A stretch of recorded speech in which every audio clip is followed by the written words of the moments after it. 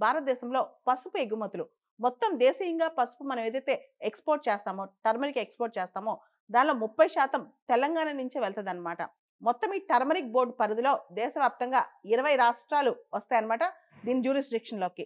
ఇక నిజామాబాద్ జిల్లాలో turmeric board పెట్టడం అనేది మొత్తం తెలంగాణ రాష్ట్రం సంతోషపడుతోంది. ప్రపంచంలోకెల్లా భారతదేశంలో టర్మరిక్ అనేది పసుపు ప్రొడక్షన్‌లోను, ట్రేడ్‌లోను, కన్జంప్షన్‌లోను భారతదేశమే టాప్ అన్నమాట. మొత్తం ప్రపంచంలో పసుపు ట్రేడ్‌లో 62% టర్మరిక్ ట్రేడ్ మొత్తంలో కూడా 62% భారతదేశందే. అంటే పసుపు ప్రొడక్షన్, ఎక్స్‌పోర్ట్, ట్రేడ్ మొత్తం కూడా మన కంట్రీయే టాప్ అని చెప్పొచ్చు. ప్రత్యేకంగా టర్మరిక్ పసుపు కోసం ఒక బోర్డ్ పెట్టడం వల్ల ఒక మంచి మార్కెట్ రీసెర్చ్ జరుగుద్ది. కొత్త మార్కెట్స్‌కి డైవర్సిఫై అవుతాయి. అంతేకాదు ఫెయిర్ ప్రైజెస్ కోసం ఫైట్ చేయొచ్చు. అన్నిటికన్నా ఎక్కువగా పసుపుకు సంబంధించిన రీసెర్చ్ కానీ, డిమాండ్ కానీ పెంచే విధంగా పాలిసీస్ మేక్ చేయొచ్చు. ఇవన్నీ కూడా టర్మరిక్ బోర్డ్ వల్ల సాధ్యమవుద్దనమాట. దీనివల్ల తెలంగాణ రైతులు ఇంకా లాభం పొందుతారు.